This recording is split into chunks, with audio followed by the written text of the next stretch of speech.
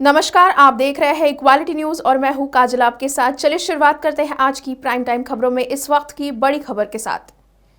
युद्ध प्रभावित यूक्रेन से अब तक कुल 709 भारतीय नागरिकों को निकाला गया है, जिनमें से 250 रविवार सुबह दिल्ली और 219 शनिवार शाम को मुंबई पहुंचे हैं। ऑपरेशन गंगा के तहत यूक्रेन में फंसे भारतीयों का पहला समूह शनिवार को मुंबई एयरपोर्ट पर पहुंचा। ये लोग रोमानिया की राजधानी बुखारेस्ट से एयर इंडिया के विमान से लाए गए हैं। एयर ट्रैफिक कंट्रोल के सूत्रों के मुताबिक विमान देर शाम एयरपोर्ट पहुंचा। केंद्रीय मंत्री पीयूष गोयल इनकी अगवानी करने एयरपोर्ट पहुंचे थे। मिली जानकारी के मुताबिक यूक्रेन का हवाई क्षेत्र बंद होने के बाद भारत वहां फंसे भारतीय नागरिकों को रोमानिया, हंगरी, पोलैंड और स्लोवाकिया के साथ लगती सीमा चौकियों के जरिए निकाल रहा है। भारत ने इस निकासी अभियान को ऑपरेशन गंगा नाम दिया है। दूतावास ने अपने परामर्श में खासतौर से यूक्रेन के पूर्वी हिस्से में रह रहे नागरिकों को अपने मौजूदा निवास स्थान पर रहने और जितना संभव हो घरों या आश्रय स्थलों के भीतर रहने की सलाह दी है। Bureau report, equality news. Bucharest से एयर इंडिया की दूसरी फ्लाइट 250 भारतीय नागरिकों को लेकर दिल्ली हवाई अड्डे पर रविवार 27 फरवरी की तड़के सुबह लैंड हुई। भारत रूस से आक्रमण के बीच यूक्रेन में फंसे नागरिकों को निकालने के प्रयास में जुटा है। रोमानिया की राजधानी बुखारेस्ट से एयर इंडिया की दूसरी फ्लाइट 250 भारतीय नागरिकों को लेकर दिल्ली हवाई अड्डे पर रविवार दिनांक 27 फरवरी की तड़के सुबह लैंड हुई। नागरिक उड्डयन मंत्री ज्योतिरादित्य सिंधिया ने यूक्रेन से सही सलामत भारत लौटे लोगों को गुलाब देकर उनका स्वागत किया। इनमें महाराष्ट्र के कुछ छात्र भी शामिल हैं। यूक्रेन पर रशिया के हमले जारी है। अब तक करीब 250 आम नागरिकों के मारे जाने की बात यूक्रेन की ओर से कही गई है। इस बीच यूक्रेन के गुरुद्वारे और इस्कॉन मंदिर मानवता की मिसाल बनकर उभरे हैं। इन गुरुद्वारों और मंदिरों में बिना किसी भेदभाव के जरूरतमंदों की मदद की जा रही है। भूखों को खाना खिलाया जा रहा है, वहीं बेघरों को शरण दी जा रही है। यूक्रेन पर रूस के हमले जारी है। अब तक करीब 250 आम नागरिकों के मारे जाने की बात यूक्रेन की ओर से कही गई है। इस बीच यूक्रेन के गुरुद्वारे और इस्कॉन मंदिर मानवता की मिसाल बनकर उभरे हैं। रूसी सेना की मिसाइल और बमों से बचने के लिए लोग यहां आकर शरण ले रहे हैं। पोलैंड के साथ यूक्रेन की सीमा की यात्रा करने वाले भूखे छात्रों की सेवा करने वाले ट्रेन पर लंगर का एक वीडियो सामने आया है। वायरल वीडियो रविंदर सिंह, जो खालसा एआईडी के संस्थापक हैं, उनके द्वारा ट्वीट किया गया है, जिसमें छात्रों को चलती ट्रेन में लंगर का आनंद लेते हुए देखा जा सकता है। ट्वीट में विभिन्न देशों के कई छात्रों को लंगर भोजन और मदद देने के लिए उल्लेख किया गया है। बता दें कि हाल ही के दिनों में जहां जहां मानव जाति पर संकट आया है, गुरुद्वारे मिसाल बनकर नजर आए हैं। चाहे कोरोना महामारी का दौर हो या अफगानिस्तान में जंग।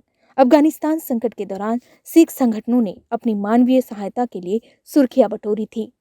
यूक्रेन और रशिया के बीच चल रहे युद्ध के बीच भारत के कई छात्र वहां फंस कर रह गए हैं, जिसमें से एक युवती छत्तीसगढ़ के डोंगरगढ़ की भी है, जो कि वहां एमबीबीएस की पढ़ाई करने गई थी, लेकिन युद्ध के चलते उन्हें वापस आने का फैसला करना पड़ा।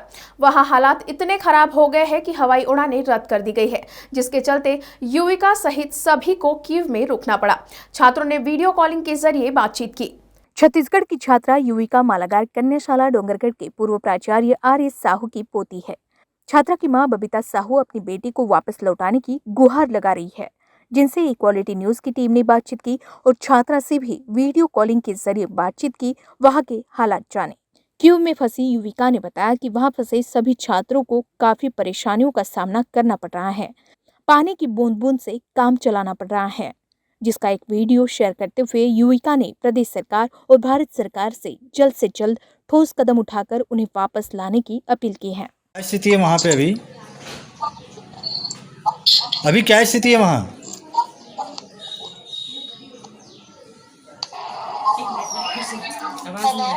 अभी क्या स्थिति है वहाँ पे? यहाँ पे ऐसा हो गया है कि मेरी फ्लाइट थी 24 तारीख की। मैं उस रोड में पढ़ रही हूँ राजस्थान यूनिवर्सिटी में, और मेरी फ्लाइट थी, हमें फ्लाइट लेने के लिए कीव आना था। कीव में आने के बाद पता चला कि फ्लाइट कैंसिल हो गई है।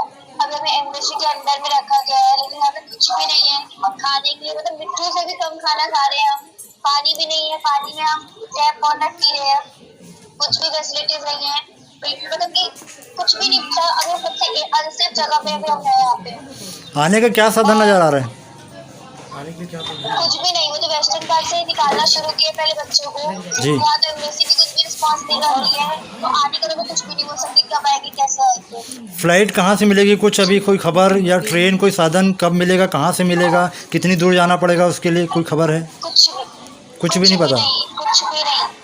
बॉर्डर से निकाल रहे हैं बच्चों को, तरफ जो उसको रोड हो गए, ये जो वेस्टर्न बॉर्डर तरफ जो लोग हैं वहाँ के बच्चों को वेस्टर्न पार्ट से निकाल रहे हैं बस से। लेकिन कीव के और खारकिव के बच्चों को कुछ भी नहीं है। कीव में फंसे हैं, वहाँ पे फंसे हुए हैं। इनके निकालने की रिस्पॉन्सिबिलिटी एम्बेसी अभी कुछ भी नहीं लेती है। कितने लोग रुके हुए हैं जहाँ पे आप रुके हैं? जहाँ आप रुके हैं वहाँ कितने लोग रुके हुए हैं? 3.5 बच्चे होंगे, 3-3.5 बच्चे। सारे बच्चे छत्तीसगढ़ के हैं या और भी कहीं लोग के हैं? ना बहुत सारी जगह के हैं। अच्छा। हरियाणा, उत्तर प्रदेश, अलग अलग यूनिवर्सिटी से हैं। हम सब एक जगह टीम में, हमारी सबकी फ्लाइट कैंसिल हो गई तो हम सब स्टक हो गए। जी। कोई माहौल अभी कुछ और कोई अपडेट, क्या अपडेट है अभी वहाँ? हालात कैसे वहाँ पे, आक्रमण कैसा, युद्ध कैसा है? तो बहुत कर्फ्यू टाइप का लग चुका है और भी स्टोर्स पे खाने पीने के लिए पानी भी नहीं मिल रहा है यहाँ पर। तो हालात क्या आसपास कहीं बमबारी हो रही है वहाँ? आसपास में कोई बमबारी हो रही? हाँ, यहाँ से 6 किलोमीटर में भी थोड़ी देर पहले मॉर्निंग में ब्लास्ट वगैरह हुआ है। अच्छा। फायरिंग वगैरह चल रही है। हम ऑडिंग वाले बाबू से सुन रहे हैं, सुनाई दे रहा है वो सब चीजें। आप अपने सीएम से और पीएम से क्या उम्मीद रखते हैं? मैं तो सिर्फ यही बोलूँगी कि जल्दी से जल्द हमको ऐसे निकाला जाए, क्योंकि बहुत ज़्यादा प्रॉब्लमेटिक हो रहा है। 3 दिन हो गया न्यू पास है, 1-2 दिन का समझ में आता है, आज तीसरा दिन है हमारा, हमने ढंग से खाना भी नहीं खाया। खाने वाली बात नहीं है, तो सब अपने निकाल लीजिए कैसे भी। बस ये अपील करते हैं कि जल्दी से जल्द निकाल लीजिए। वहीं दूसरी ओर युविका की मां बबीता मालाकार का रो रो कर बुरा हाल है। वह अपनी बेटी को वापस लौटाने के लिए सरकार से गुहार लगा रही है। जी, किस काम से गई थी? एमबीबीएस करने के लिए गई है। एमबीबीएस करने की थी। पहले सेमेस्टर वापस है। जी। नहीं, अभी वो हालात को देख कर आ रही थी। उसका फ्लाइट था जी। परसों, वहाँ निकलने वाली थी वहाँ। हाँ। वो वहाँ आ गई थी, उसका फ्लाइट था तो कैंसिल हो गया फ्लाइट। बातचीत हो रही है लेकिन एकदम से नहीं हो रही है बिल्कुल के। अच्छा। कल बात हुई थी। क्या कहा उन्होंने? अभी ठीक हूँ मम्मी करके। हाँ। वहाँ की स्थिति के बारे में कुछ उन्होंने बताया कि क्या स्थिति है वहाँ पे? हाँ, वहाँ पूरी आसपास पूरी बमबारी। अभी मदद अभी शुरू किए हैं, इसके पापा जी भी बोले हैं कल दिल्ली हो सके तो जाएंगे करके वहाँ, क्योंकि हम लोग कुछ भी अपने तरफ से कुछ भी प्रयास नहीं कर रहे हैं कि लाने के लिए जी। कि कैसे लाए। वहाँ है हम लोग सब छोड़ दिए हैं मतलब। छत्तीसगढ़ से अक्षय डोंगरे, इक्वालिटी न्यूज के लिए। उत्तर प्रदेश विधानसभा चुनाव 5वें चरण में पहुंच चुका है, जिसके लिए वोटिंग आज यानी 27 फरवरी को 12 जिलों की 61 सीटों पर वोटिंग हुई है। मतदान सुबह 7 बजे शुरू हुआ, जो शाम 6 बजे तक चला। प्रयागराज, प्रतापगढ़ और बहराइच, इन 3 जिलों में 3 विधानसभा सीटें ऐसी है जहां पर मौजूदा विधायक एक दूसरे के खिलाफ ताल ठोक रहे हैं।